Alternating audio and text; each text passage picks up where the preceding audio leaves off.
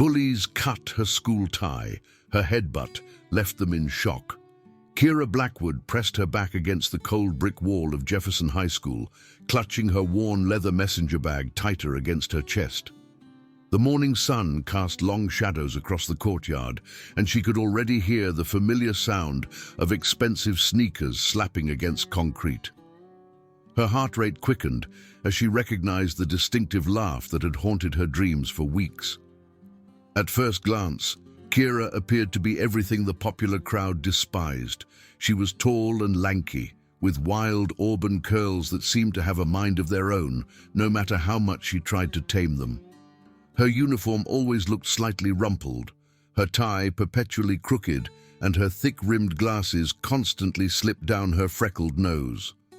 What made her an even easier target was the fact that she was new to Jefferson High, having transferred from a small town in Montana just 2 months ago when her father got a job at the nearby aerospace facility. What nobody knew about Kira was that she had been training in mixed martial arts since she was 8 years old. Her father, a former military instructor, had taught her everything from Brazilian jiu-jitsu to Muay Thai kickboxing.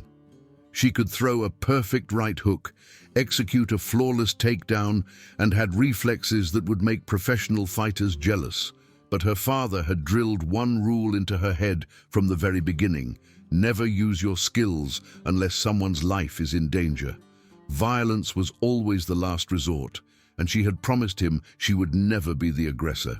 The 3 figures approaching her now had made her life miserable since her first day at Jefferson High. Leading the pack was Brad Hutchinson, the quintessential popular kid with perfectly styled blonde hair, designer clothes, and a smile that could charm teachers but concealed a cruel streak. His right-hand man was Tyler Morrison, a stocky football player who seemed to exist solely to laugh at Brad's jokes and intimidate anyone Brad pointed at. The third member of their group was Ashley Winters, a cheerleader whose beauty was matched only by her vicious tongue and ability to spread rumors faster than wildfire. "Well, well, well," Brad called out, his voice dripping with mock friendliness. "If it isn't our favorite hillbilly, nice tie, Kira. Did you get it from the thrift store clearance rack?" Kira's hand instinctively moved to her school tie, a simple navy blue accessory that was part of Jefferson High's dress code. It wasn't expensive, but it was clean and properly knotted. She had learned to tie it perfectly after watching YouTube videos for hours, determined to fit in at her new school. "Leave me alone, Brad," she said quietly, her voice barely above a whisper. "I'm not bothering anyone." Tyler stepped closer, his bulk casting a shadow over her. "Oh, but you are bothering us, freak. Your whole existence bothers us. Doesn't it, Ashley?" Ashley flipped her perfectly straight blonde hair and examined her manicured nails with exaggerated boredom. "Totally. I mean, look at those glasses. They're so thick I bet she can see into the future. Hey, Kira, can you see yourself getting some friends? Because I'm not seeing that happening anytime soon." The 3 of them erupted in laughter, and Kira felt her cheeks burn with embarrassment. Students walking past either pretended not to notice or stopped to watch the spectacle with morbid curiosity. She noticed Mr. Peterson, her chemistry teacher, walking toward the building, but he deliberately looked away when he saw what was happening. "Just leave me alone," Kira repeated, trying to step around them, but Tyler blocked her path. "Where do you think you're going, Montana?" Brad grabbed her messenger bag and yanked it from her shoulder, causing her to stumble. "What's in here? Love letters to your imaginary boyfriend?" Before Kira could protest, Brad had opened her bag and dumped its contents onto the concrete. Her textbooks, notebooks, and carefully organized school supplies scattered across the ground. Her calculator cracked against the pavement, and loose papers flew in the morning breeze. "Oops," Brad said with a theatrical gasp. "How clumsy of me."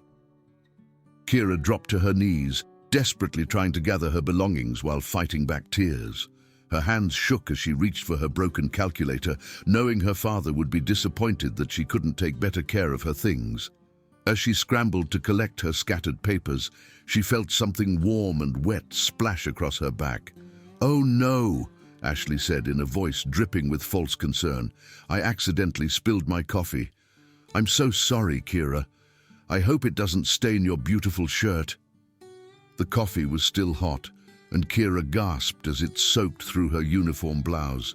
The brown liquid spread across the white fabric, creating an ugly stain that would be impossible to hide. She could smell the vanilla latte as it dripped down her back, and she knew she would have to walk around school for the rest of the day, smelling like Ashley's expensive coffee. "You're pathetic," Tyler said, towering over her as she continued to collect her things. "Look at you, crawling around on the ground like a dog. Maybe that's what you are, just a mangy mutt from Montana." Kira's martial arts training had taught her to control her breathing and remain calm under pressure, but she could feel her composure cracking. Every fiber of her being wanted to spring up and show these bullies exactly what she was capable of. But her father's voice echoed in her mind. "Violence is never the answer, Kira. Walk away. There's always another way." She finished gathering her belongings and stood up slowly, her coffee-stained shirt clinging to her back. "I need to get to class," she said, her voice steady despite the turmoil inside her. "Oh, but we're not done with you yet," Brad said, blocking her path again. "See, we've been thinking, and we've decided that Jefferson High would be a much better place without certain elements. Don't you agree, guys?" "Absolutely," Ashley chimed in. "I mean, some people just don't belong here. They lower the property values, if you know what I mean." Tyler cracked his knuckles menacingly. "Maybe we should help her find a new school, one that's more suited to her type." Kira's mind raced. She could easily take down all three of them in less than 30 seconds, but doing so would mean breaking her promise to her father and potentially getting expelled from yet another school. She had already been forced to leave her old school in Montana after her father lost his job, and she couldn't bear the thought of disappointing him again.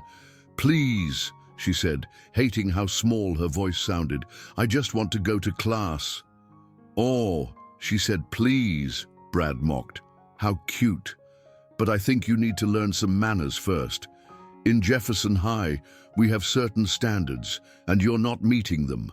Before Kira could react, Brad grabbed her school tie and yanked it hard, nearly choking her. She stumbled forward, her glasses slipping down her nose as she tried to maintain her balance. "This tie is all wrong," Brad said, his voice taking on a cruel edge. "The knot is sloppy, the length is off, and honestly, it just doesn't suit you. I think we should help you fix it." "Let go of me," Kira said, her voice stronger now. She could feel anger building in her chest, hot and dangerous. "Or what?" Tyler laughed. "What are you going to do, Four Eyes?" "Tell on us. Go ahead. See how much the teachers care about some nobody from the middle of nowhere." Ashley pulled out her phone and started recording. "This is going to be so funny. I can't wait to post this online." "Jefferson High rejects Montana meltdown." Brad's grip on her tie tightened, and Kira felt the fabric cutting into her neck. She could hear students gathering around them, some laughing, others whispering among themselves. The crowd was growing, and she could feel dozens of eyes watching her humiliation. "Stop it," she said, her voice barely controlled. "You're hurting me." "Oh, I'm hurting you." Brad's voice was filled with mock sympathy. "Well, maybe if you weren't such a freak, this wouldn't be happening. Maybe if you just went back to whatever cow town you came from, everyone would be happier." That's when Kira saw him. Marcus Chen, the quiet boy from her calculus class, who had been kind to her on her first day. He was standing at the edge of the crowd, his dark eyes filled with concern. He had tried to talk to her a few times, offering to help her with homework or showing her around the school. She had found herself looking forward to their brief conversations, and she suspected he might have feelings for her that went beyond friendship. Marcus stepped forward, his voice shaking but determined. "Hey, leave her alone. She hasn't done anything to you." Brad's head snapped around, his eyes narrowing as he spotted Marcus. "Oh, look who's playing hero." if it isn't the math nerd. What's the matter, Marcus? Do you have a crush on our little Montana princess? I said leave her alone, Marcus repeated, his voice growing stronger. This isn't right, and you know it. Ashley laughed, a sound like breaking glass. Oh my God, this is perfect. The two biggest losers in school, standing up for each other. It's like a bad romantic movie. Tyler moved toward Marcus, his fists clenched. Why don't you mind your own business, Chen, unless you want to join your girlfriend in the dirt? Kira felt something snap inside her chest. Seeing Marcus being threatened because of her, watching him put himself in danger to defend her, was the final straw. But before she could react, Brad did something that would change everything. You know what? Brad said, his voice cold and calculating. I think this tie really needs to go. It's just not working for you, Kira.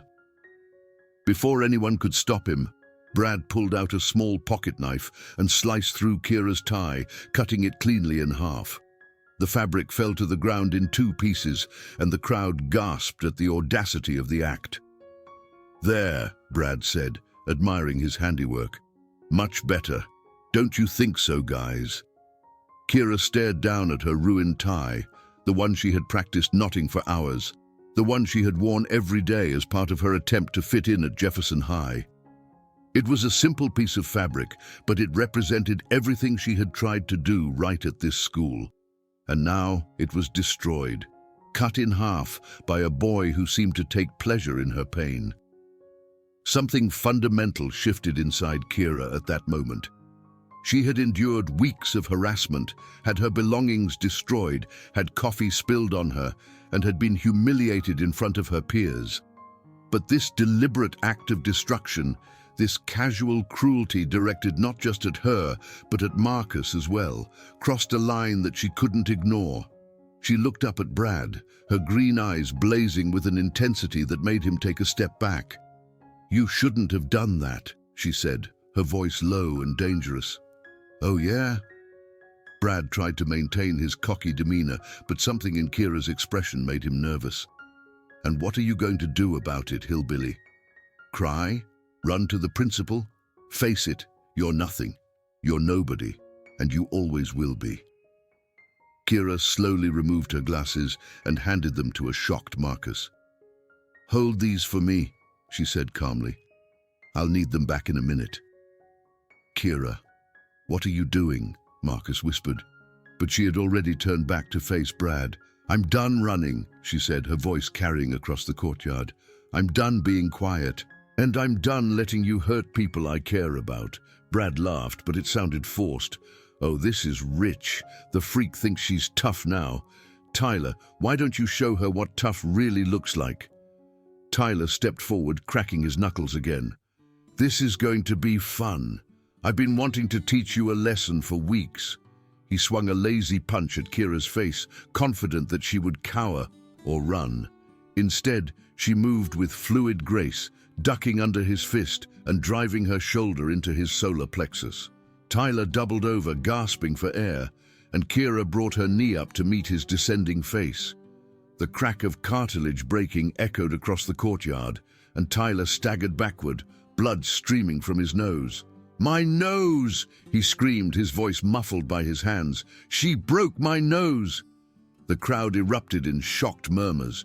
Nobody had expected quiet, awkward Kira to fight back, and certainly not with such devastating effectiveness.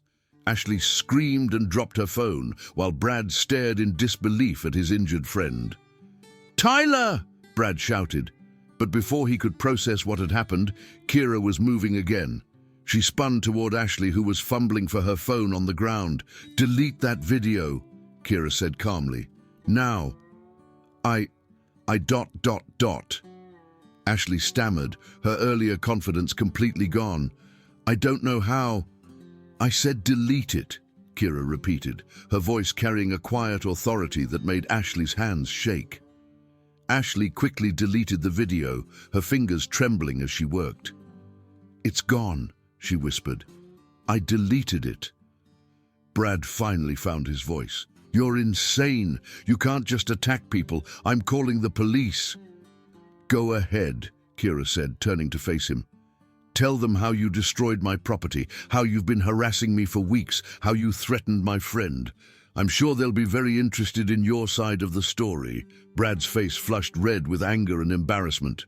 He had been shown up by the girl he had tormented for weeks and in front of the entire school.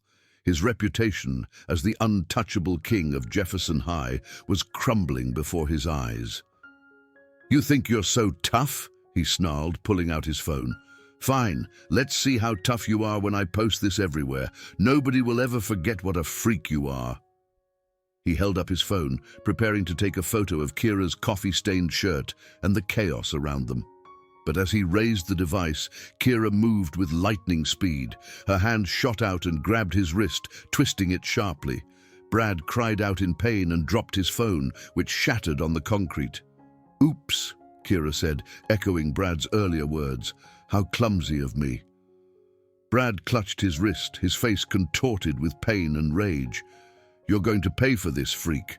You have no idea who you're messing with. My father is on the school board. He'll have you expelled before lunch."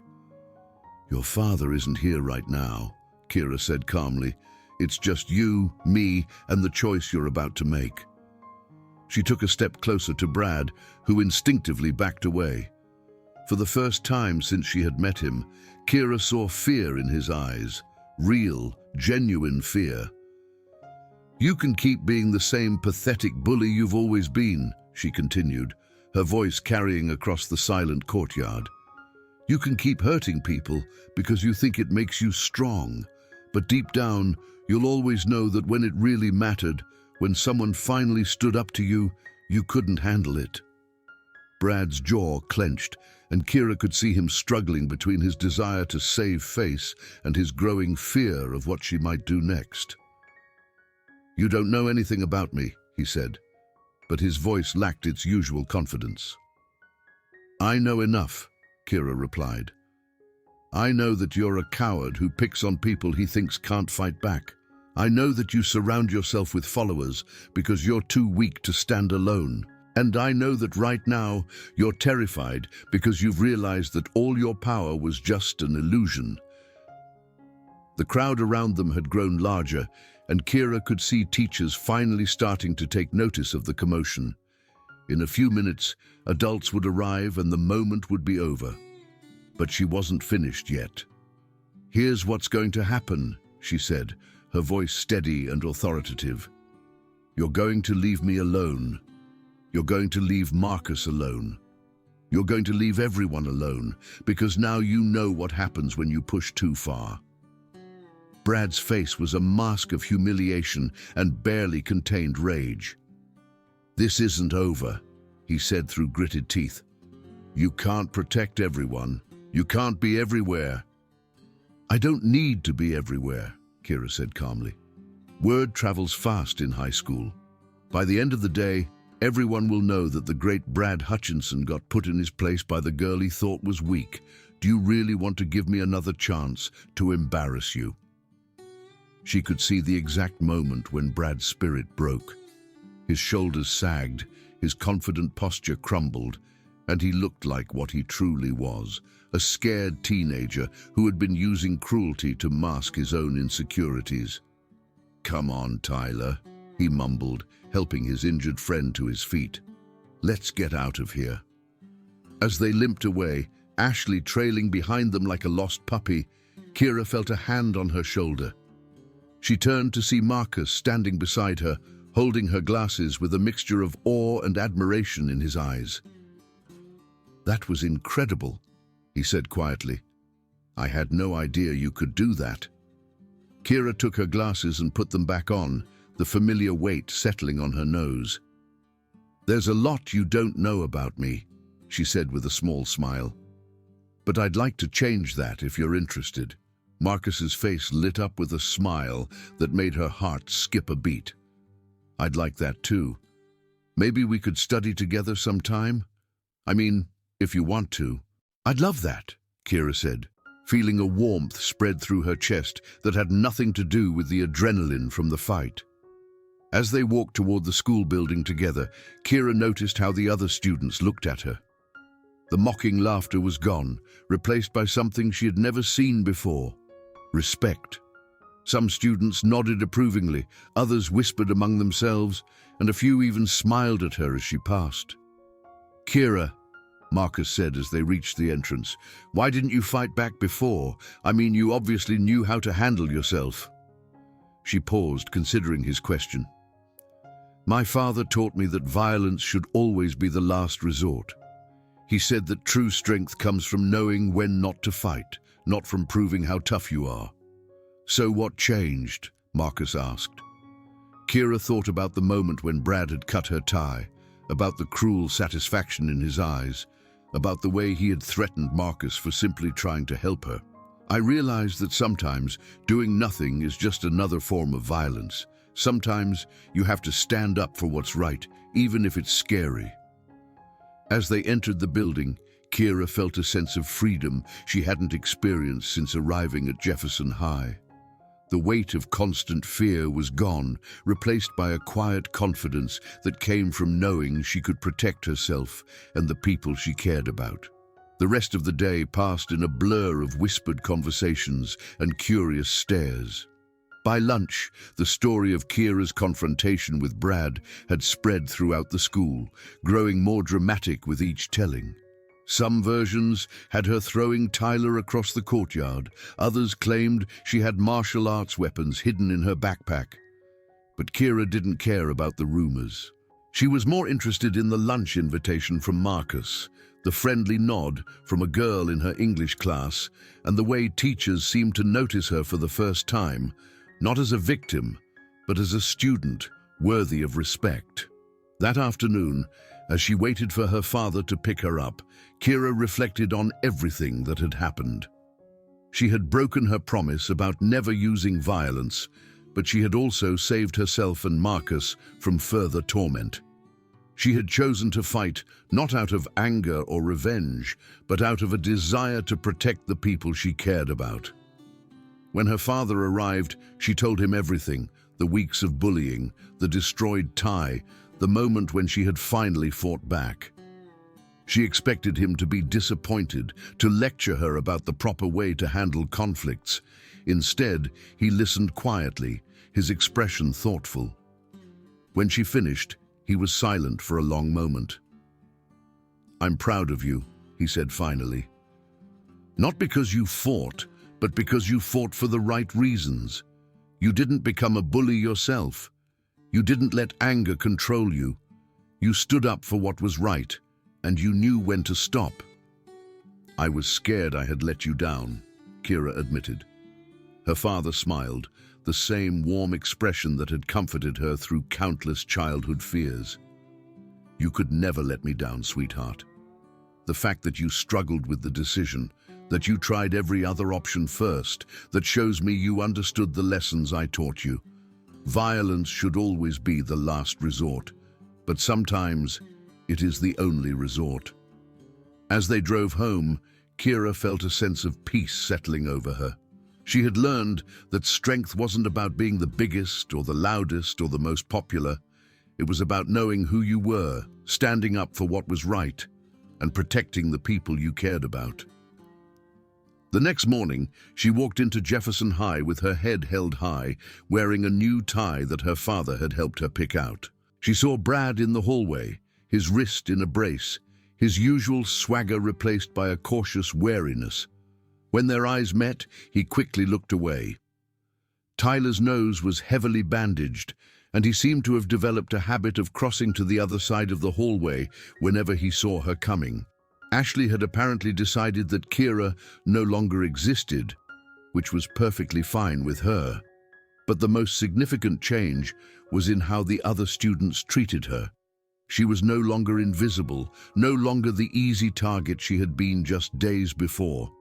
Students who had watched her humiliation in silence now offered her seats in the cafeteria, included her in group projects, and treated her with a respect that had nothing to do with fear. 3 weeks later, as Kira sat in the school library working on a calculus problem with Marcus, she realized that she had found something she had never expected to find at Jefferson High, a place where she belonged, Not because she had fought her way into acceptance, but because she had finally shown the world who she really was. The quiet girl from Montana was gone, replaced by someone stronger, more confident, and more sure of her place in the world. She had learned that sometimes the only way to find peace was to be willing to fight for it, not with hatred or cruelty, but with the quiet strength that comes from knowing your own worth. And as Marcus smiled at her across the table, his eyes bright with admiration and affection, Kira knew that her father had been right all along. True strength wasn't about never falling down. It was about always getting back up, standing up for what's right, and never losing sight of who you wanted to be.